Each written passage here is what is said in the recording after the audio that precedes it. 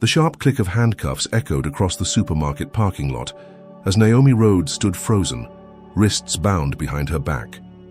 Officer Reynolds, a stern-faced cop with a smirk curling the corner of his mouth, yanked her forward, ignoring her calm insistence. I was going to pay for everything. Nearby, Brad Colton, the white store manager, stood with arms crossed, nodding toward the officer.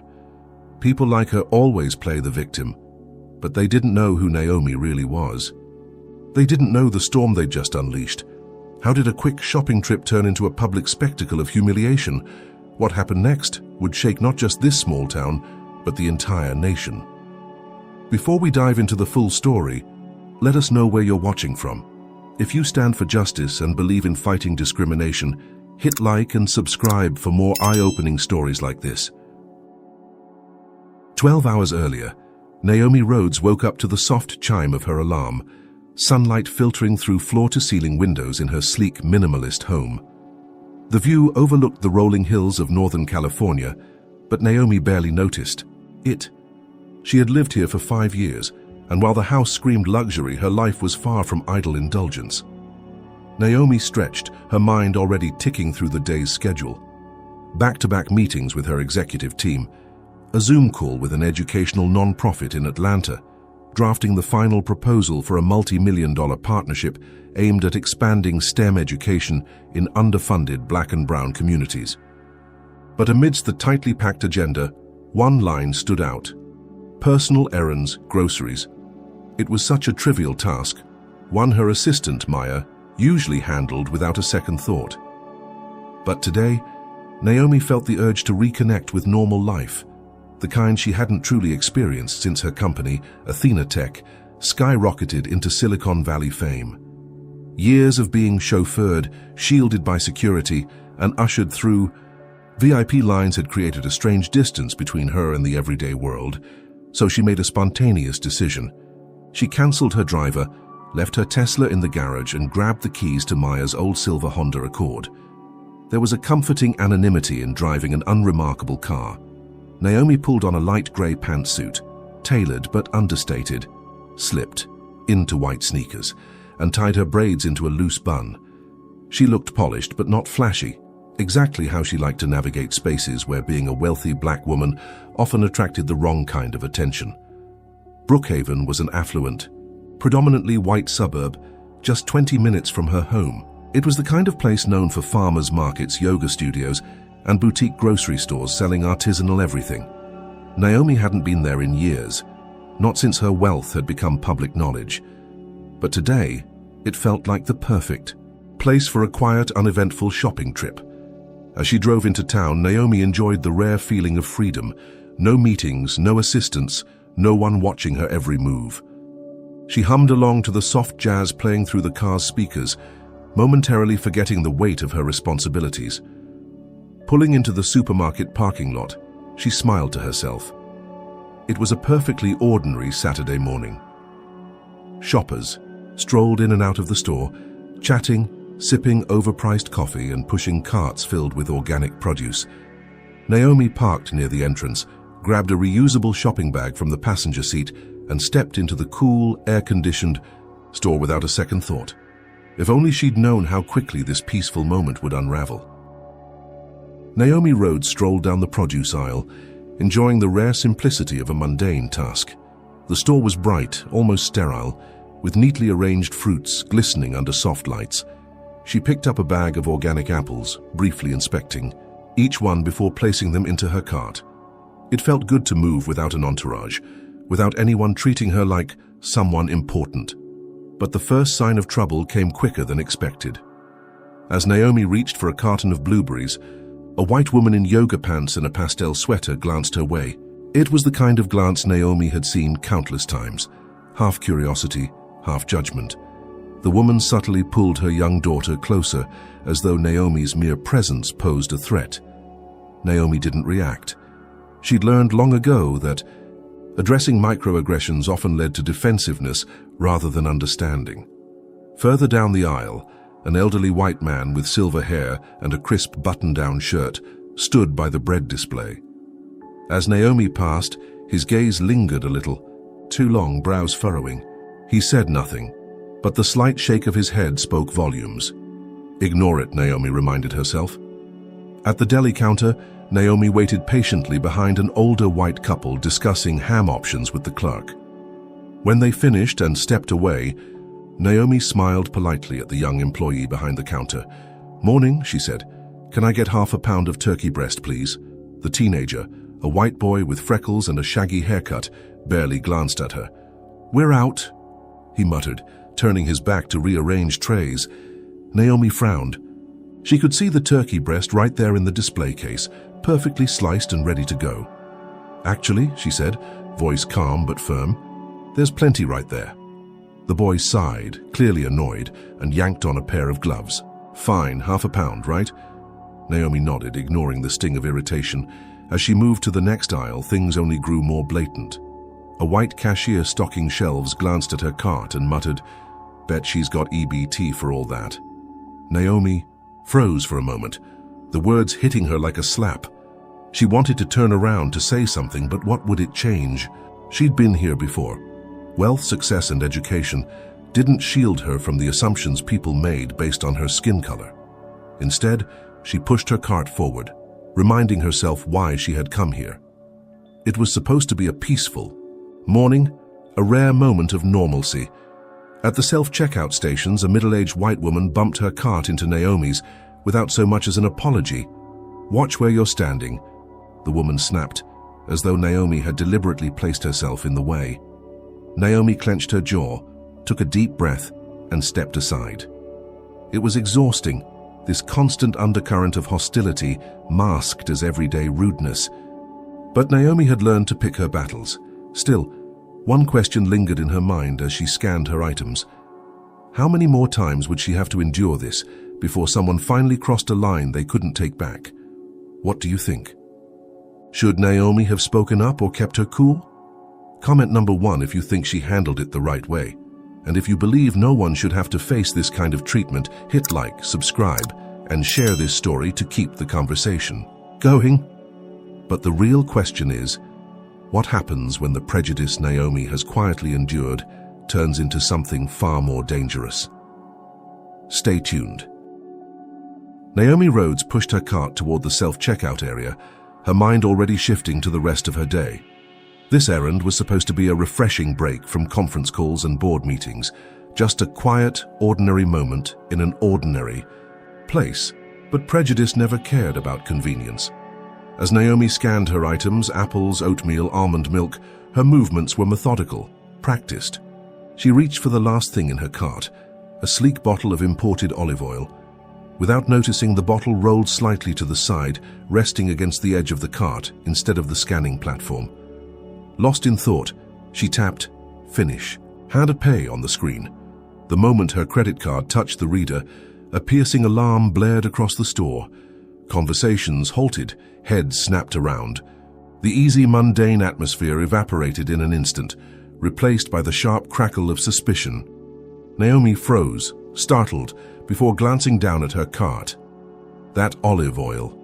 She hadn't scanned it. She reached for the bottle, ready to fix the mistake. But someone beat her to it. "Ma'am!" A sharp voice cut through the air. A white store employee in a red vest, Brad Colton, the floor manager, strode toward her, face tight with accusation. "Step away from the cart, please." Naomi blinked, holding up both hands. "I think I missed an item. Let me scan it." "Step away," Brad snapped, his hand already on his walkie-talkie. Nearby shoppers slowed, their curious gazes landing squarely on Naomi. She could hear the murmurs starting, that quiet hum of judgment that followed her. "Too often in places like this." "Sir," Naomi said, her voice calm but firm, "this is clearly a mistake.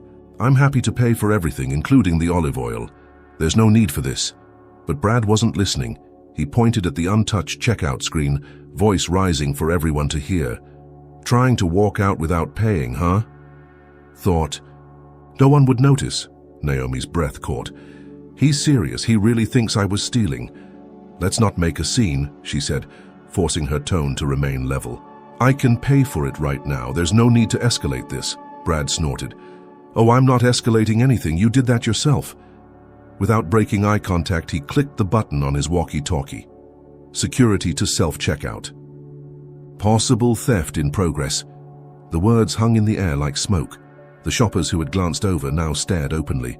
An elderly white woman clutched her purse tighter. A young man pulled out his phone, the camera already rolling. Naomi's heart pounded, but her face remained composed. She'd faced worse. Boardrooms full of doubting investors, policymakers skeptical of her initiatives. But this was different. This wasn't professional scrutiny. This was personal. Brad's hand hovered near the cart, pointing at the olive oil like it was a smoking gun. "You people always think you can get away with something," he muttered under his breath. Just loud enough for Naomi to hear. Her jaw tightened. Before she could respond, 2 security guards arrived, flanking her like she was dangerous. One, an older white man with a beer belly and thinning hair, sized her up with a sneer. "This her?" Brad nodded, arms crossed. "Tried to skip out on paying for that." Naomi took a slow breath. "I'm standing right here. I haven't left the checkout. I'm offering to pay." "How is this theft?" The older guard chuckled. "Lady, shoplifters always have an excuse. Come with us quietly and we'll sort this out in the office." Naomi's stomach sank. She glanced at the shoppers, at the phones recording, at the faces flickering between curiosity and silent approval. She could fight, raise her voice, demand her rights, but she knew how that would look. Angry black woman resists store staff, or she could comply and hope reason would prevail. Grinding her teeth, Naomi stepped back from the cart, hands visible. "Fine," she said quietly. "Lead the way." The younger guard grabbed her elbow, unnecessarily rough. "Watch it," Naomi warned, pulling her arm free. "I'm cooperating. No need to touch me," Brad sneered. "People like you always play the victim card." Naomi's eyes narrowed. She memorized his face, his words. This wasn't over, not by a long shot. The walk to the front of the store felt longer than it should have. Naomi Rhodes moved calmly between the 2 security guards, her chin held high despite the weight of judgment pressing down from all sides.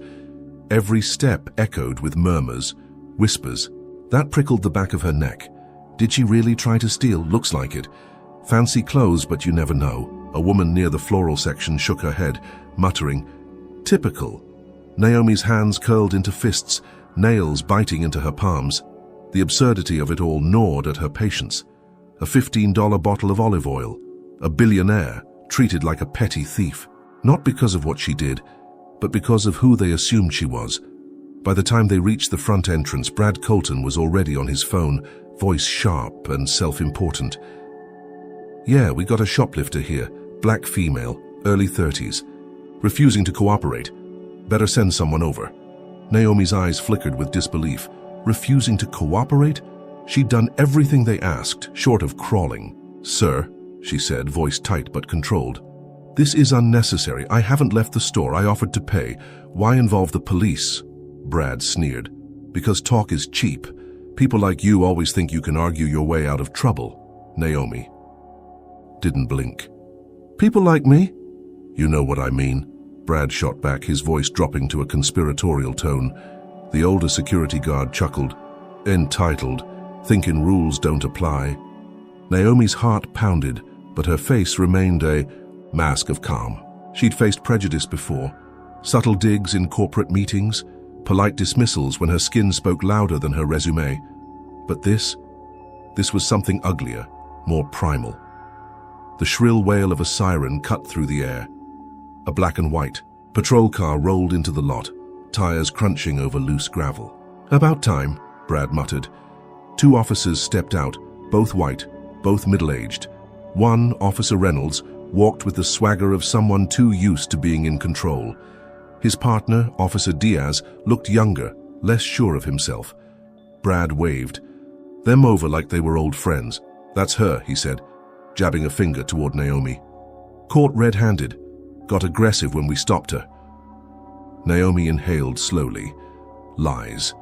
Bold-faced lies, spoken with the confidence of someone who knew the system would believe him without question. Reynolds nodded, eyes narrowing as he approached. "Ma'am," he said, hand resting on his holstered gun. "We've got a report of shoplifting and non-compliance.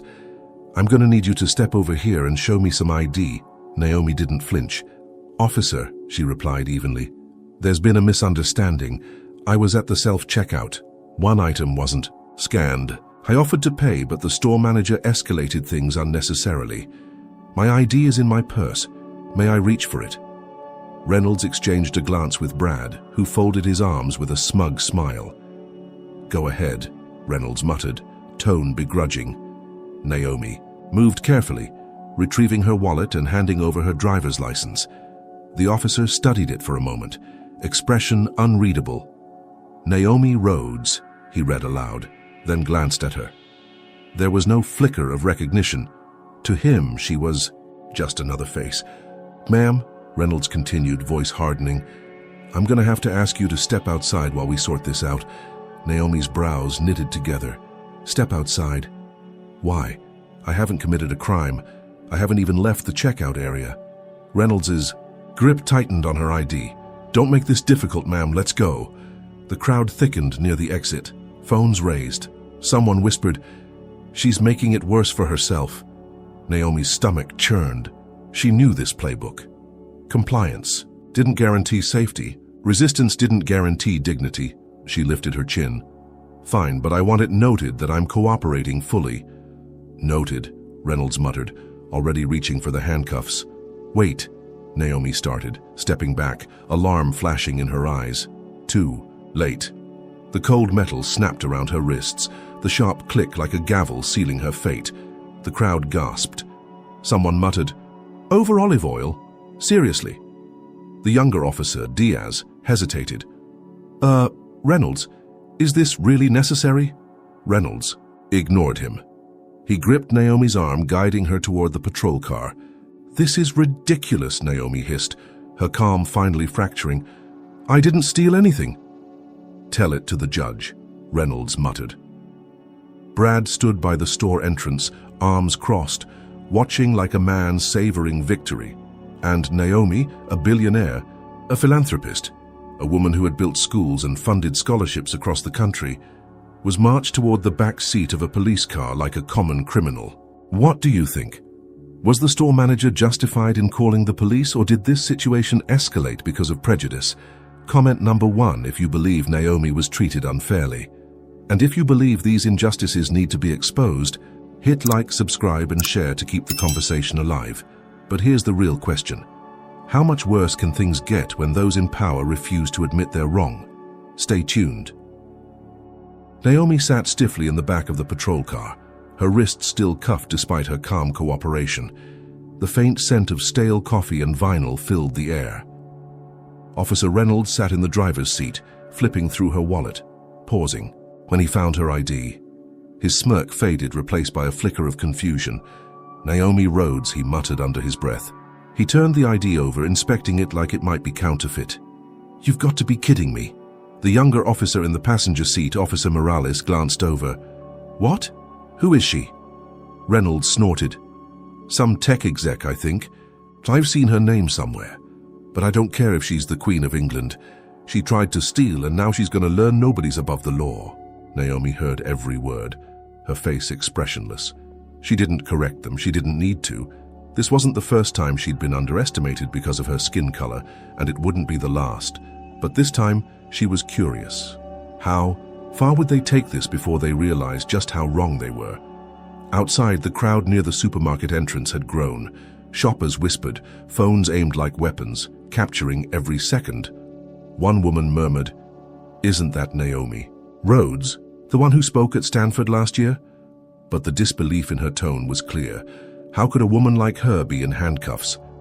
Brad Colton, the store manager, stood nearby, arms crossed, smug satisfaction written all over his face. He didn't know Naomi's name. To him, she was just another black woman caught trying to cheat the system. Get her booked, Brad called out to Reynolds. Make sure the paperwork's airtight. I'm tired of people like her thinking they can waltz in here and do whatever they want. Naomi's jaw tightened, but she stayed silent. She'd learned long ago that for black women, defiance often invited escalation. But her silence wasn't submission. It was calculation. Morales, younger and clearly less jaded than Reynolds, hesitated. Reynolds, I mean, if she's really... That Naomi Rhodes, shouldn't we double-check before booking her? Reynolds glared at him. You hear her deny anything? No, she knows what she did. Let's teach her that money doesn't buy immunity. Naomi glanced out the window as the patrol car pulled away from the supermarket. She caught sight of a teenage girl, no older than 16, holding up her phone, recording every moment. Their eyes met for a brief second, and Naomi gave the faintest nod. Someone was documenting the truth. That mattered. At the station, the booking process moved swiftly, as though they were rushing to finish before anyone could intervene. Naomi was led into a small, windowless room, her wrists finally uncuffed, but her dignity chipped away with every cold instruction barked her way. Sit there. Hands on the table. Don't speak unless spoken to. Morales stood by the door, shifting uncomfortably. He finally cleared his throat. Do you, want to make your phone call? Naomi smiled faintly. That won't be necessary. I imagine my team already knows? Reynolds chuckled. Team? What, you got a fancy PR squad ready to spin this? Lady, no one's talking their way out of shoplifting charges. Naomi didn't answer. She simply folded her hands on the table, calm as ever, while the clock on the wall ticked away. Every minute that passed, she knew, was another minute the world outside was waking up to what had happened, and she was right. 15 minutes later, the station's front desk phone began, ringing non-stop. Dispatchers exchanged worried glances as they fielded calls from reporters, lawyers, and even a state senator's office. Social media had exploded. The video of Naomi's arrest had gone viral, with hashtags like Justice for Naomi and Chaka racial bias in action, flooding Twitter and Instagram. Inside the interrogation room, Reynolds's phone buzzed. He glanced down, his face paling as he read a text from the precinct captain. Release her now. You just detained one of the most powerful women in Silicon Valley. The mayor's office is on the line. Reynolds cursed under his breath, standing. Abruptly, Morales watched him wide-eyed. She really is who she says she is, isn't she? Morales asked quietly. Reynolds didn't answer. He simply unlocked the door, stepping inside with forced bravado. Looks like you got lucky, he sneered, tossing Naomi's ID onto the table. Charges are being dropped. Get out before I change my mind. Naomi stood, smoothing the wrinkles. From her pantsuit, her expression never wavered. Lucky, she echoed, voice cool. I didn't need luck. I had the truth. And now the world has it too. She walked out of the room without another word, her heels clicking against the tiled floor. Outside, the air felt heavier, charged with the weight of what had just happened. But Naomi knew better than to think this was over. She'd seen it too many times. Apologies given under pressure, lessons unlearned, systems unchanged, and she wasn't about to let that happen again. The battle had just begun. Naomi stepped out of the police station into the crisp evening air, her face calm but her mind racing. She had faced public humiliation, been handcuffed and detained, all over a bottle of olive oil she never intended to steal. The officers had let her go, not because they believed her innocence, but because they feared the backlash when her identity was exposed. But for Naomi, this wasn't about her. It was about what would have happened if she weren't Naomi Rhodes, if she were just another black woman without money, connections, or power. How many times had this same scenario played out, ending not with release but with charges, criminal records, or worse? Her phone buzzed incessantly as she slid into the back seat of the black SUV waiting for her. Maya, her assistant, sat in the front, face pale with worry. Your name's all over social media, Maya said, holding up her phone. Justice for Naomi was trending, alongside video clips showing Naomi being handcuffed, the smug faces of the store manager and Officer Reynolds, and the stunned expressions when her identity was revealed. Naomi scrolled through the comments. Typical. If she were white, this never would have happened. They didn't even apologize, just oops, you're free to go. Pathetic. Imagine how often this happens to people without money or fame. But mixed in with the outrage were uglier sentiments. Playing the race card again, I see.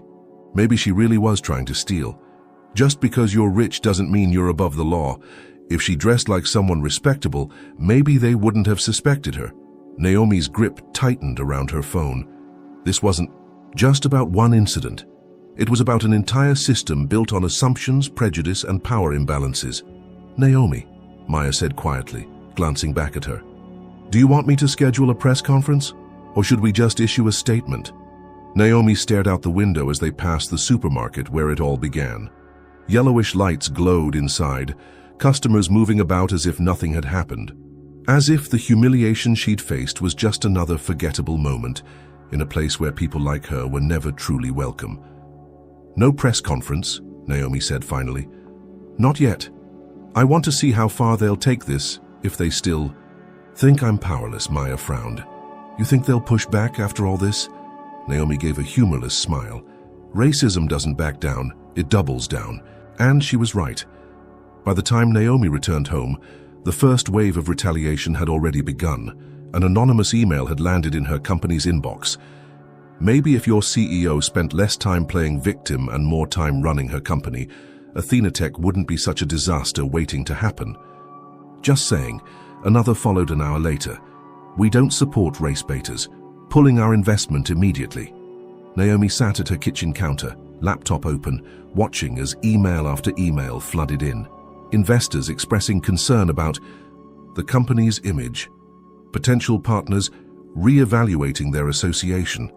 Even a school district that had been planning to adopt Athenatech's educational platform had paused discussions, citing sensitivity around recent events. The message was clear: speak out and you'll pay for it.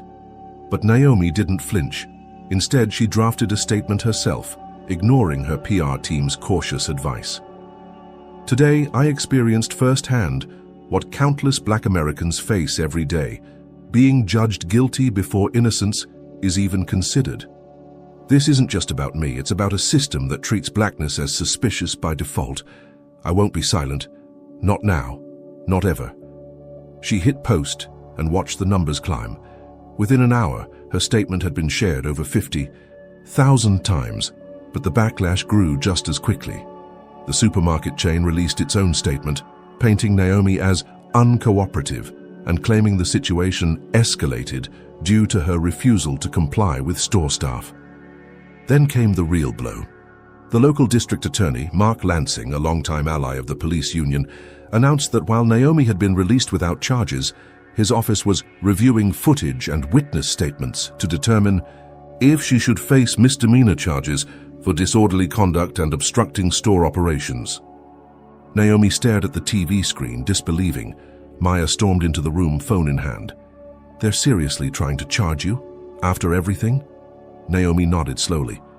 "They can't admit they were wrong, so they're doubling down. I expected this." Maya's voice rose in frustration. "Expected? Naomi, they're trying to ruin you because you dared to stand up for yourself." Naomi's eyes hardened. "They're trying to scare me into silence. It's not going to work." Outside her house, reporters had already begun to gather, cameras flashing as Naomi stood by the window watching. This was no longer about a bottle of olive oil. This was about power, control, and who got to tell the story.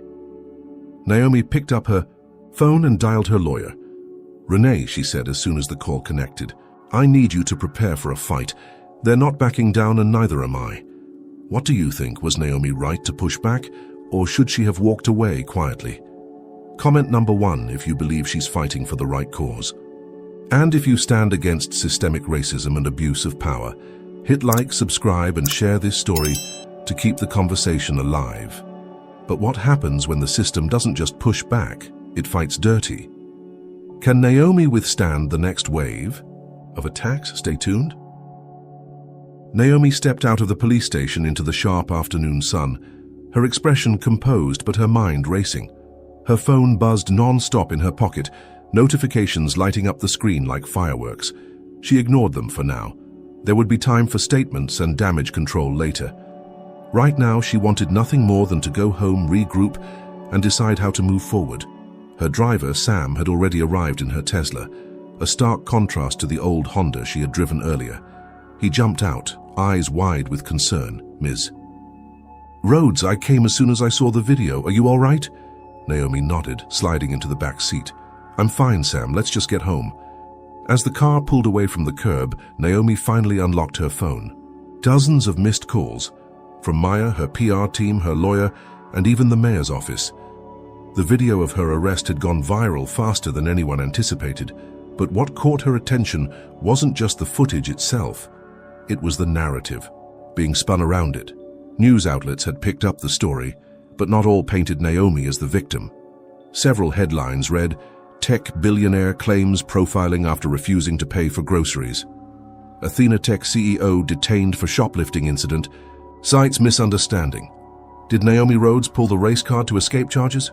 Her jaw tightened as she scrolled. The store had already released a statement, carefully worded to protect themselves while throwing her under the bus. "We regret the unfortunate misunderstanding involving Ms. Rhodes. Our staff followed standard protocol when an unscanned item was detected. We remain committed to fair treatment for all customers and are reviewing the situation internally." Standard protocol? Naomi almost laughed.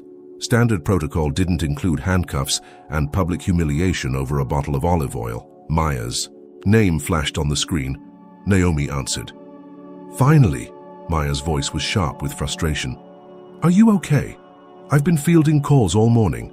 The spin they're putting on this is insane. And you won't believe what just dropped." Naomi frowned. "What now?" "There's surveillance footage from the store. Selectively edited, of course. It cuts off right after the alarm goes off and makes it look like you argued with the staff. No context, nothing about you offering to pay." Naomi exhaled slowly. "Of course. And," Maya continued, voice dropping, "someone leaked an internal memo from the store's corporate office. It says they're standing by the staff's actions and, get this, implying you tried to leverage your celebrity status to avoid accountability." Naomi's grip tightened around the phone. "This wasn't damage control, this was retaliation. They're trying to discredit me," Naomi said, her voice colder than she intended. "Exactly," Maya confirmed. "And it's working. Social media's split. Half the people are rallying behind you, but the other half, they're calling you entitled, saying you're playing the victim. We need to get ahead of this, Naomi." Naomi closed her eyes for a moment, centering herself. She'd dealt with PR storms before, but this felt different. Dirtier. "No statements yet," she said firmly. "Not until we have the full picture. Get my legal team on a call in an hour. And find out if the store has body cam footage from the officers. They always wear them in cases like this." Maya hesitated. "About that, I already checked. The police claim the body cams malfunctioned. Convenient, right?" Naomi's heart sank. It was becoming painfully clear. This wasn't just an isolated incident. The system was closing ranks, protecting its own. "All right," Naomi said, voice steady. "We do this the hard way, quietly. Gather everything. The unedited surveillance footage, eyewitness accounts, timestamps from my checkout process. If they want a fight, they'll get one, but on my terms." By the time Naomi reached her gated home, she knew one thing for sure.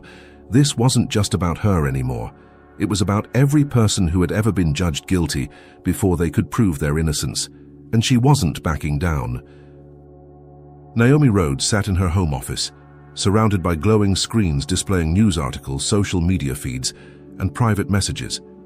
The initial wave of sympathy had been powerful, but it didn't take long for the backlash to swell like a tide, carefully orchestrated and venomous. The supermarket had doubled down. Their corporate office released another statement, this time with a sharper edge. "While we regret any discomfort Ms. Rhodes experienced, our staff acted according to protocol. We will not tolerate false accusations aimed at hard-working employees." False accusations. Naomi almost laughed at the absurdity. She had been the one humiliated, detained, and dragged through the mud, yet somehow she was now painted as the aggressor. Her phone buzzed. Maya again. "Naomi, it's getting worse," Maya said without preamble. "Some news outlets are running with the privilege narrative, saying you're using your wealth and influence to bully the store. And," Maya hesitated, voice dropping, "you're getting threats." Naomi's brows furrowed. "Threats? Anonymous emails, social media DMs. Most are the usual trash, calling you a liar, a race baiter, saying you got what you deserved. But a few, they're more serious. One mentioned knowing where you live." Naomi's stomach turned, but she kept her voice calm. Forward everything to security and get our PR team to monitor the trending hashtags. I want to know who's fueling this. But the attacks weren't just digital. The next day, Naomi's company, Athena Tech, found itself under scrutiny. A popular blog, known for sensational headlines, published a hit piece, Behind the Mask. Is Naomi Rhodes the bully she claims to fight?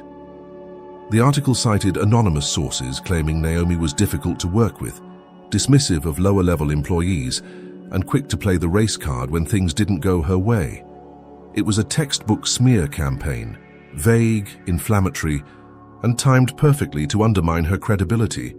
Naomi clenched her jaw as she read the article. She could almost see the fingerprints of whoever orchestrated this. It wasn't just the store fighting back. This felt bigger, more coordinated. Later that afternoon, her assistant Maya burst into the office, eyes wide. "You're not going." She had to believe this. The local DA just held a press conference. Naomi's heart sank. "What now?" Maya pulled up the live feed on her tablet. The district attorney, a middle-aged white man named Richard Klein, stood at a podium, flanked by serious-looking officials. "We take all claims of injustice seriously," Klein said, voice smooth and practiced. "But after reviewing the available evidence, it's clear that the situation involving Ms. Rhodes was a misunderstanding. However, we are now investigating possible disorderly conduct charges against her for escalating the confrontation with store staff." Naomi blinked, stunned. Disorderly conduct? For asking to pay for an item she hadn't scanned? Maya shook her head in disbelief. "They're flipping the script, Naomi, trying to turn you from victim to perpetrator." Naomi stood, anger simmering, beneath her calm exterior. This wasn't just about saving face for the store anymore. This was a systemic effort to silence her, to make an example of what happened when a black woman dared to challenge the status quo. But they'd underestimated her resolve. She turned to Maya. "Get the legal team. We're going on offense." As her team mobilized, Naomi couldn't help but wonder, how far were they willing to go to bury the truth? And what would it take to expose the people pulling the strings? What do you think? Is Naomi right to fight back, or should she let it go for her own safety? Comment number 1 if you believe she should stand her ground. And if you think no one should face retaliation for speaking the truth, hit like, subscribe, and share this story. But the real question is, what happens when Naomi fights back and those in power decide to escalate even further? Stay tuned. Naomi sat at the head of the conference table in her office, surrounded by her legal team, PR advisors, and Maya, who furiously typed notes on her laptop. The energy in the room was tense, like the calm before a storm. "This isn't just about a supermarket incident anymore," her lead attorney Carla Nguyen said, flipping through a stack of papers. "They're trying to bury you. The DA's threat of disorderly conduct charges is pure intimidation, legally flimsy but damaging in the court of public opinion." Naomi nodded, jaw tight. "So what's our move?" Carla sighed. "We file a formal complaint against the supermarket for racial profiling and unlawful detainment. We demand access to the full, unedited surveillance footage, and we go public with the timeline of events, every second from when you walked into that store to when you were released from custody." Maya leaned forward, eyes sharp behind her glasses. "We also mobilize our allies, civil rights organizations, journalists we trust, community leaders. We control the narrative before they twist it any further." It was a solid plan. Naomi gave the nod, and everyone moved into action. The next morning, her legal team held a press conference on the steps of the courthouse. Carla stood at the podium, flanked by Maya and Naomi, cameras flashing as reporters shouted questions. "We are pursuing legal action not just for Ms. Rhodes," Carla declared, "but for every person of color who has faced unjust treatment, under the guise of standard protocol. This is about accountability and ensuring that no one, regardless of race or socioeconomic status, faces humiliation and false accusations while simply shopping for groceries." The press conference made headlines, but the backlash came just as swiftly. That evening, Naomi's inbox flooded with hate mail. Anonymous emails spewed racist slurs, accusing her of playing the victim, Social media trolls flooded her accounts, twisting her words and spreading doctored images, suggesting she'd been aggressive towards store employees. But the real blow came the next morning. Maya stormed into Naomi's office, face pale. "You're not going to believe this," she said, slamming her laptop onto the desk and spinning it around. "The supermarket just released more footage, edited, of course, but look at the headline they paired it with." Naomi leaned in, reading. The bold letters splashed across a popular news site. New footage shows Naomi Rhodes confronting store staff before arrest. The video, carefully spliced, cut out the moment Naomi reached for her wallet to pay. It showed her calmly questioning the store manager, but the audio was edited to make her tone sound sharper, angrier. The final frame froze on her being handcuffed, as if to say, "This is what happens when you don't cooperate." Naomi's stomach twisted. It was textbook character assassination. "That's not all," Maya added, voice tight. "The venue we booked for the community forum tomorrow? They cancelled, said they reconsidered after seeing the new footage." Naomi clenched her fists. Cowards. As if that wasn't enough, her phone buzzed with a text from her driver, Sam. "Ms. Rhodes, got stopped again on the way to pick you up. Police said it was a routine check and third time this week. Just a heads up." Naomi's breath hitched. Routine checks? That was harassment, plain and simple, and then came the final blow. Late that night, Maya called her, voice shaking. "Naomi, I think someone followed me home, an unmarked car. It circled the block twice before speeding off." Silence stretched between them as the weight of the situation settled in. This wasn't just PR damage control anymore. This was personal. They weren't just trying to discredit Naomi. They were trying to intimidate her into silence. Naomi's gaze hardened. "Enough," she muttered. "If they want a war, they'll get one." But deep down she knew, the more she fought back, the more dangerous this game would become. And the people she was up against, they weren't playing fair. Naomi sat in her office, eyes fixed on the flickering news alerts streaming across her computer screen. Every outlet seemed to be running with the same narrative, the billionaire CEO playing the victim, twisting a minor incident into a racial issue for attention. It was a lie, but lies had a way of spreading faster than the truth, especially when those in power were determined to silence her. Her phone buzzed. Maya again. "Naomi," Maya's voice was tight, strained. "You need to see this. Check your email now." Heart sinking, Naomi opened her inbox and clicked on the forwarded message. Attached was a PDF titled Internal Athena Tech Incident Report. Her eyes scanned the document, confusion turning to cold fury. It was a detailed complaint, supposedly filed by one of her own employees, accusing Naomi of fostering a hostile work environment. The allegations were vague but damning: verbal harassment, unreasonable demands, and favoritism. "This is fake," Naomi muttered, anger rising. "We don't even have an incident report form like this." Maya sighed. "I know, but the media doesn't. The blog that ran the hit piece on you earlier? They just published an exclusive about this. They're citing an anonymous whistleblower from within your company."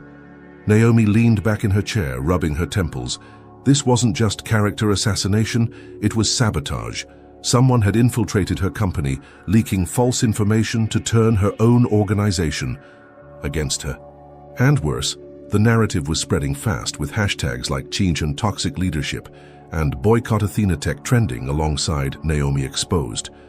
But the betrayal didn't stop there. Later that night, Naomi's home security system chimed, signaling motion. Detected near her front gate. She glanced at the camera feed on her phone and froze. A brick lay on the pavement just inside the gate. Taped to it was a crumpled piece of paper. Naomi zoomed in, heart pounding. Take the hint. Leave. The E. Words were scrawled in thick black marker, jagged and hurried. Naomi's fingers tightened around her phone. This wasn't just about discrediting her anymore. It was about fear, forcing her into silence, into retreat. She called Maya immediately. "We need to escalate this, now." The next morning, Naomi's legal team filed an injunction against the supermarket and the local police department, demanding the release of unedited footage from the store's security cameras. But the response was swift and brutal. The supermarket's lawyers countersued for defamation, claiming Naomi's accusations had caused significant financial harm to their business. And then came the phone call that changed everything. It was from an unknown number. Naomi hesitated, then answered. "Ms. Rhodes," a male voice drawled, slow and deliberate, "you've made quite a mess for yourself. Powerful people are getting uncomfortable. Maybe it's time you step back before someone gets hurt." Naomi's grip tightened on the phone. "Who is this?" The line clicked dead. Shaken but resolute, Naomi made one more call, this time to a civil rights attorney known for taking on impossible cases. It was clear now. This wasn't just about her reputation or her company. It was about exposing the network of corruption and racism that had closed ranks to protect itself. By the end of the day, Naomi had assembled a war room. Lawyers, PR strategists, activists, and trusted allies gathered around her conference table, reviewing evidence and planning their next moves. The supermarket had made a mistake by picking the wrong target. Naomi wasn't backing down. If they wanted to play dirty, she would fight smarter, harder, and louder. But deep down, she knew the worst was yet to come. Those who thrived on power and prejudice didn't lose quietly, and Naomi had just declared war. Naomi sat at the head of her conference room table, surrounded by her team, exhaustion etched into every face. Weeks of fighting back had taken its toll, but the spark in Naomi's eyes hadn't dimmed. If anything, it burned brighter. The smear, campaign, the threats, the betrayal, none of it had broken her. It had only sharpened her focus. Maya tapped furiously on her laptop, eyes darting across the screen. "We've got it," she announced, voice tight with adrenaline. "The unedited surveillance footage from the supermarket. A whistleblower inside corporate leaked it to us anonymously. This is the real deal." Naomi leaned forward, heart pounding as Maya played the video. There it was, clear as day. The entire interaction from the moment Naomi entered the store to the moment the alarm blared. It showed her scanning each item methodically, the olive oil bottle rolling to the side unnoticed. It showed her stopping when the alarm went off, confused but cooperative. And, most damning for the supermarket, it captured the store manager, Brad Colton, muttering into his walkie-talkie, "Call the cops, we'll teach her a lesson." Naomi's breath caught. That single sentence shattered the store's entire defense. This hadn't been about protocol. It had been about power, about putting a black woman in her place. Carla, her lead attorney, smiled for the first time in days. "This changes everything." They didn't wait. Within hours, Naomi's PR team released the full, unedited video across every major platform. The caption was simple but devastating, the truth they tried to bury. The backlash was immediate and fierce.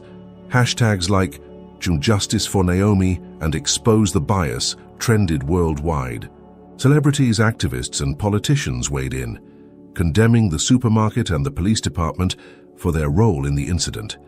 Even those who had previously doubted Naomi's version of events were forced to reconsider. But Naomi wasn't done.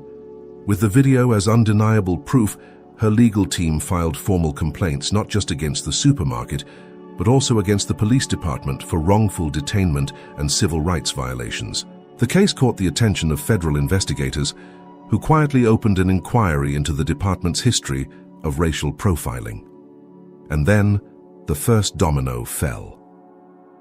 The police chief, a longtime ally of the local business community, resigned, under pressure when leaked emails revealed his private correspondence with the store's corporate office. In one particularly damning email, he had written, "Handle it quietly. We don't need another race-baiting scandal on our hands." The supermarket chain, now facing boycotts and plummeting stock prices, scrambled to control the damage. They fired Brad Colton, the store manager, and issued a public apology. But the words rang hollow. The community had seen the truth, and there was no unseeing it. Naomi stood firm, refusing private settlement offers designed to silence her. "This was never about money," she told reporters outside the courthouse. "It's about accountability. It's about ensuring this never happens to anyone else." The final blow came when federal investigators uncovered a pattern of similar incidents across multiple locations of the supermarket chain. quiet detentions, baseless accusations, targeting shoppers of color under the guise of loss prevention. The company's CEO was forced to step down, and the board announced sweeping reforms including mandatory anti-bias training and independent oversight.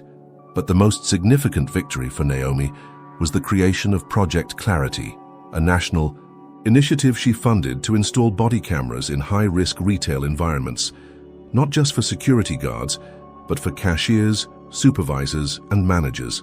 Transparency, she believed, was the only true deterrent against discrimination. On the day the first Clarity cam was installed, in the very supermarket where her ordeal began, Naomi stood quietly by the entrance, watching shoppers come and go. Some recognized her, whispering and pointing. Others offered nods of solidarity. Brad Colton was long gone. In his place stood a new manager, a middle-aged black woman who caught Naomi's eye and smiled. Progress, slow but undeniable. As Naomi turned to leave, Maya caught up with her. "You did it," she said softly. Naomi smiled faintly. "No," she replied. "We just started." And this time, there would be no stopping her. Naomi Rhodes stood in front of the gleaming glass doors of the same supermarket where it had all begun.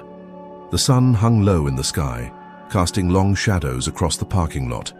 A small crowd had gathered, reporters, community leaders, and everyday shoppers, watching as workers installed the final piece of technology Naomi had fought so hard to implement, the Clarity Cam.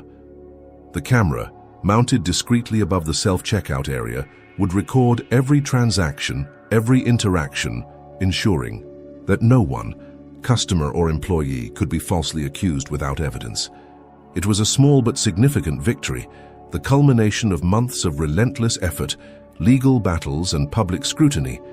Maya stood beside her, holding a tablet that streamed the live feed from the camera in real time. "It's working," she said with a satisfied nod. "Crystal clear. No more malfunctioning body cams." Naomi allowed herself a rare smile. It wasn't just about the camera. It was about accountability, about dismantling a system that thrived on unchecked power and prejudice. And this time, the world had watched every step of the fight. The fallout had been swift and unforgiving for those who tried to silence her. The police department underwent a full federal review, resulting in the dismissal of multiple officers, including Officer Reynolds. Internal memos revealed a long history of racial profiling complaints that had been quietly buried. The supermarket chain, reeling from nationwide boycotts and plummeting stock prices, had replaced its entire leadership team. Their new CEO stood behind Naomi now, offering support not out of obligation but understanding. But for Naomi, the true victory wasn't in the headlines or the settlements. It was in the stories she began to hear. The teacher from Detroit who successfully fought back after being falsely accused of theft, the single mother in Atlanta who used the Project Clarity hotline to report discriminatory treatment at her local grocery store, the elderly man in Phoenix who said, "Because of you, they actually listened to me." These were the ripples Naomi had hoped to create, proof that one moment of humiliation, when met with courage and persistence, could transform into a movement for lasting change. As the installation crew packed up their tools, Naomi stepped forward and placed a hand on the Clarity Cam, her reflection visible in the lens. This wasn't the end of the story. It was the beginning of a new standard, one where truth couldn't be twisted, and justice wasn't just a privilege for the powerful. Turning back toward the crowd, Naomi met the gaze of a young black girl standing with her mother near the entrance. The girl, no older than 10, held up a notebook with a scribbled message, "Thank you for fighting for us." Naomi's throat tightened. She gave the girl a nod, silent but resolute. This fight had never been just about her. It had always been about making sure no one else would have to face what she did, and knowing that if they ever did, the world would be watching, ready to stand by their side. As Naomi walked away from the store, her footsteps steady and her head held high, she knew one thing for certain.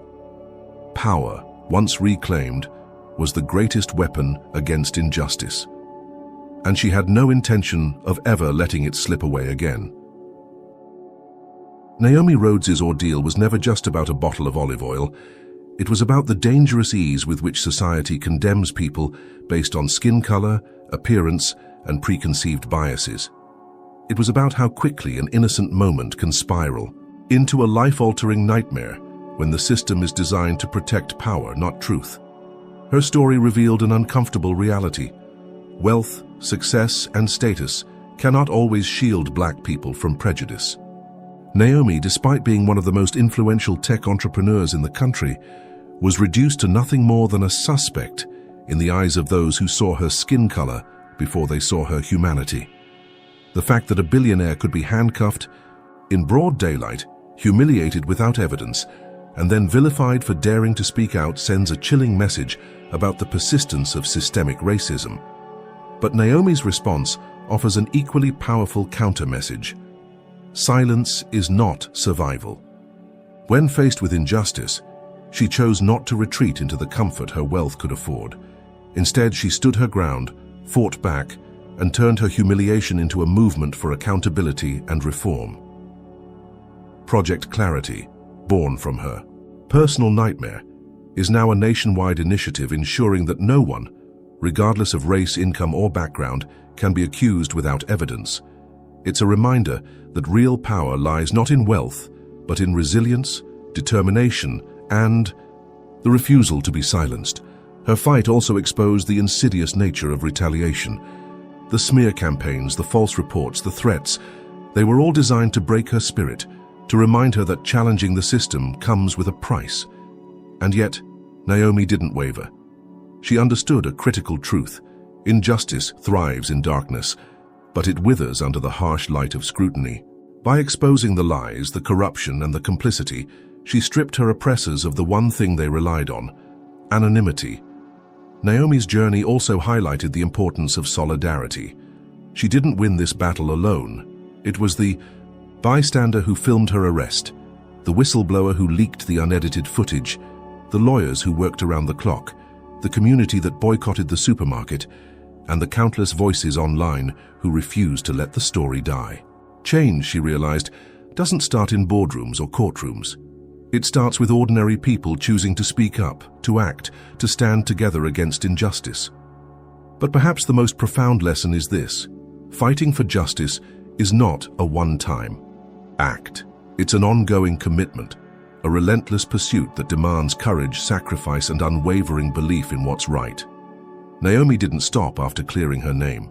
She used her platform, her resources, and her influence to push for systemic change, ensuring that the next person targeted by prejudice would have tools, support, and visibility that she herself had to fight for. In the end, Naomi's story is a testament to the power of resilience and the importance of turning personal pain into collective progress. It's proof that while injustice may be deeply rooted, it is not immovable. With persistence, truth can prevail, systems can be reformed, and those who once wielded power unchecked can be held accountable. But this story leaves us with an important question. How many others have faced similar injustices without the resources, visibility, or support to fight back? How many stories go unheard, dismissed, or forgotten simply because they lack the platform Naomi had? That's why the fight can't end here. It's not just Naomi's battle, it's ours. It's about creating a world where no one has to fear being judged guilty because of their skin color, their background, or their circumstances. It's about ensuring that accountability is not the exception, but the rule. Now, it's your turn to make a difference. Have you ever witnessed or experienced an injustice like Naomi's? How did you respond, and what do you think should be done to prevent situations like this from happening again? Comment below with your thoughts. Your voice matters. If this story resonated with you, don't let it end here. Like, share, and subscribe to ensure more stories like Naomi's reach the people who need to hear them. Together, we can build a world where justice isn't reserved for the privileged. It's a right for everyone. Thank you for watching, for listening, and for standing on the side of truth. Stay safe, stay aware, and never stop fighting for what's right. See you in the next story. Take care.